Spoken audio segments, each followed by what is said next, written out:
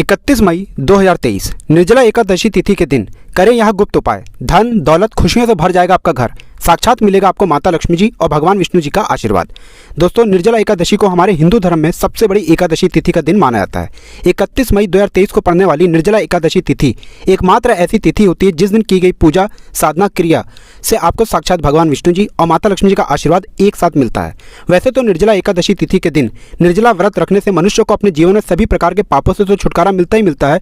इस दिन किए गए दान पुण्य व्रत पूजा आराधना का फल आपको 100 गुना तक मिलता है। लेकिन अगर आप इस दिन व्रत नहीं रख सकते हैं और उन गुप्त उपायों को कर लेते हैं जिसके बारे में हमारे धर्मशास्त्र में वर्णन है, और ये जो प्राचीन काल के महा उपाय हैं, इन उपायों को करने के बाद आपको भगवान विष्णु जी और माता लक्ष्मी जी का इस प्रकार से आशीर्वाद मिलेगा जिसके बाद न केवल आपके जीवन का दुर्भाग्य दूर हो जाएगा, बल्कि आप जिस कार्य को भी शुरू करेंगे उस कार्य में आपको सफलता प्राप्त होगी। धन संबंधित परेशानियां तो खत्म होंगी ही होंगी, आपके जीवन में धन चारों दिशाओं से खिंचा हुआ चला आएगा। इतना धन आएगा जिसकी आपने कल्पना नहीं की होगी। दोस्तों, हिंदू धर्म में हर साल 24 एकादशी तिथि पड़ती है। हर एकादशी तिथि पर भगवान विष्णु जी की पूजा पाठ विधि विधान से की जाती है।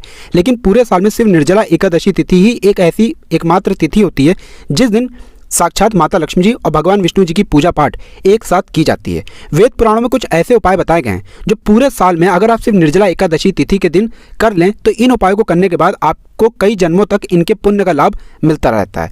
हमारे धर्मशास्त्र में भगवान विष्णु जी और माता लक्ष्मी जी का वरदान पाने का निर्जला एकादशी के दिन को सबसे अच्छा मौका बताया जाता है। कहा जाता है इस दिन किए हुए उपायों से आपको जीवन के सभी प्रकार के कष्टों से तो मुक्ति मिलती मिलती है, एक दिन की गई पूजा साधना क्रिया से आपकी कोई भी मनोकामना हो वो अवश्य ही पूरी हो जाती है। दोस्तों, पूरे साल में निर्जला एकादशी तिथि का ही वो दिन होता है जिस दिन की गई पूजा साधना क्रिया कभी भी खाली नहीं जाती है। हमारे वेद पुराणों में साफ साफ लिखा हुआ है, निर्जला एकादशी तिथि के दिन भगवान विष्णु जी और माता लक्ष्मी जी बहुत ही ज़्यादा प्रसन्न मुद्रा में होते हैं और अपने दोनों हाथों से अपने भक्तों पर कृपा बरसाते हैं। अगर आप आज हमारे वीडियो में बताए हुए उन उपायों को कर लेते हैं जो प्राचीन काल के समय के महा और ताकतवर उपाय हैं जो वेद पुराणों में साफ साफ बताए गए हैं, इन उपायों को करने के बाद आपके जीवन के हर प्रकार की गरीबी परेशानी कष्ट दुर्भाग्य समस्याओं से तो आपको मुक्ति मिलेगी मिलेगी। आपके जीवन की कोई भी मनोकामना हो कोई भी इच्छा हो, इन उपायों को करने के बाद वह तुरंत ही पूरी हो जाएगी। दोस्तों, एक बात का ध्यान रखिएगा, अगर किसी व्यक्ति का राहु केतु उसका साथ नहीं देता है और वह व्यक्ति चाहे जितनी भी मेहनत कर ले कितना भी परिश्रम कर ले वो कभी भी आगे नहीं बढ़ सकता है। लेकिन अगर किसी व्यक्ति का राहु केतु उसका साथ देता है वो गलत निर्णय भी लेगा, उस गलत निर्णय से उसको फायदा पहुंचेगा। और किसी भी व्यक्ति के राहु केतु का जो नियंत्रण होता है वो भगवान विष्णु जी के हाथ में होता है।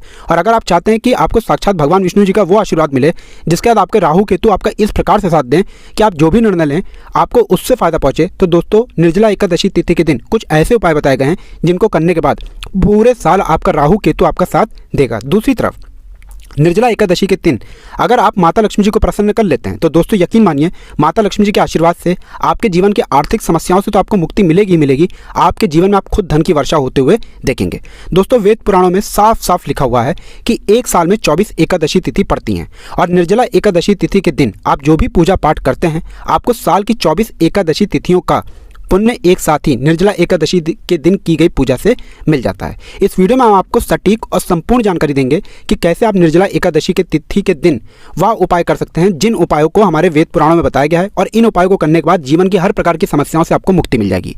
दूसरी तरफ निर्जला एकादशी तिथि के दिन 2, 4, 5 मिनट निकाल करके वो कौन सी गुप्त पूजा आपको कर लेनी चाहिए जिसके बाद आपको साक्षात माता लक्ष्मी जी और भगवान विष्णु जी का आशीर्वाद मिलेगा। इसीलिए दोस्तों इस वीडियो को लास्ट तक अंत तक देखिएगा क्योंकि ये आपके पास एक आखिरी मौका होगा।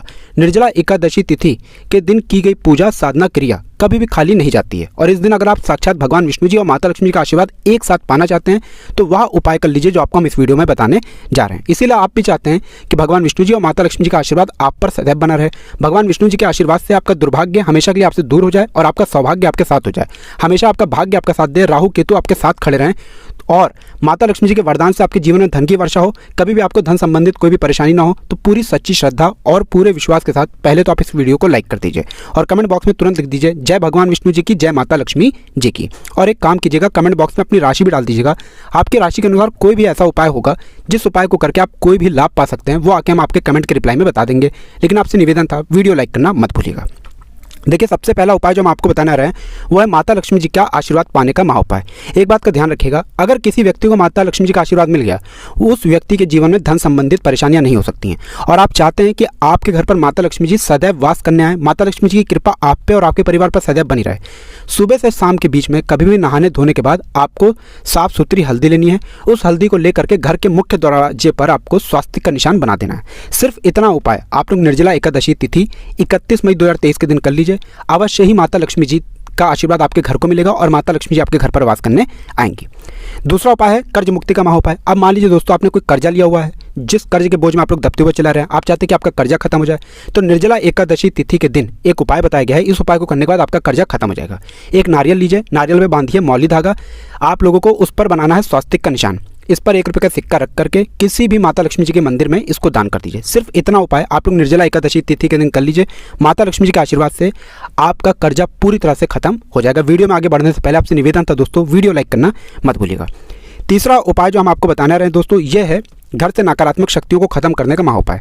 दोस्तों, ये बात आप लोग को पता नहीं होगी, लेकिन आपके घर पर कुछ ऐसी नकारात्मक शक्तियां होती हैं जिसकी वजह से आपके घर में रोज लड़ाई झगड़ा ग्रह कलेश होता है, आपके घर का माहौल बिगड़ जाता है। एक तरीके से आपके घर की जो ऊर्जा है वो पूरी नकारात्मक ऊर्जा में बदल जाती है।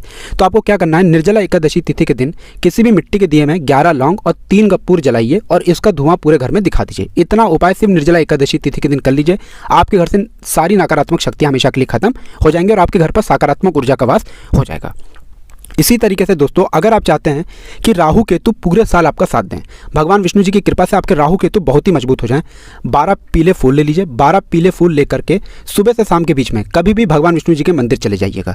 ध्यान रखिएगा, भगवान विष्णु जी के मंदिर जाने से पहले पीले कपड़े जरूर पहन लीजिएगा। भगवान विष्णु जी की पूजा में हमेशा पीले कपड़े पहने जाते हैं।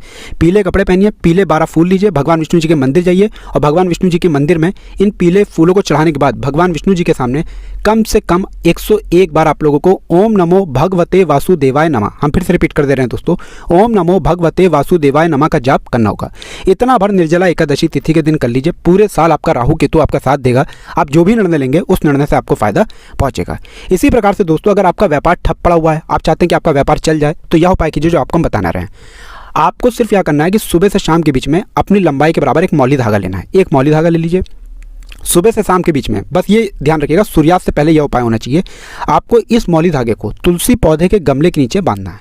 ध्यान रखिएगा, निर्जला एकादशी तिथि के दिन कभी भी तुलसी के पौधे को नहीं छुआ जाता है, उसके गमले के नीचे मौली धागा हमेशा बांधा जाता है। इतना उपाय अगर आपने इस निर्जला एकादशी तिथि के दिन कर लिया तो आपका बंद पड़ा व्यापार चल पड़ेगा। अब आप ये सोचोगे तुलसी पौधा ही क्यों, तो बता दें, तुलसी पौधा माता लक्ष्मी जी का स्वरूप होता है। तुलसी पौधे के प्रत्येक पत्ते पर भगवान विष्णु जी का वास होता है। इतना उपाय कर लीजिए और आपका बंद पड़ा व्यापार भगवान विष्णु जी और माता लक्ष्मी जी के आशीर्वाद से चल पड़ेगा। इसी तरीके से अगर आप चाहते हैं कि आपका दुर्भाग्य आपके जीवन से हमेशा के लिए चला जाए और आपका सौभाग्य आपके साथ हो जाए, आप जो भी निर्णय लें उस निर्णय में आपको भगवान विष्णु जी और माता लक्ष्मी जी का आशीर्वाद मिले, तो दोस्तों निर्जला एकादशी तिथि के दिन अपने घर पर 11 रोटी बनवाइए। 11 रोटी में हल्की हल्की सी गुड़ की भेली रख दीजिए और किसी भी गाय को खिला दीजिए। इतना उपाय कर लीजिए और मान के चलिए दोस्तों, आपका दुर्भाग्य हमेशा के लिए आपसे दूर चलाएगा और आपका सौभाग्य हमेशा हमेशा आपका साथ देगा। अब एक गाय को ही आपको रोटी की खिलानी है, तो एक गाय में 33 कोटि देवी देवताओं का वास होता है। गाय के गोबर में माता लक्ष्मी जी का वास होता है। गौमूत्र में माँ गंगा जी का वास होता है। भगवान विष्णु जी के स्वरूप भगवान श्री कृष्ण जी भी सबसे बड़े गौ सेवक थे। तो यह उपाय कर लीजिए और अवश्य ही आपका दुर्भाग्य आपसे दूर चलाएगा और आपका सौभाग्य हमेशा आपका साथ देगा। तो दोस्तों वीडियो लाइक करना मत भूलिएगा।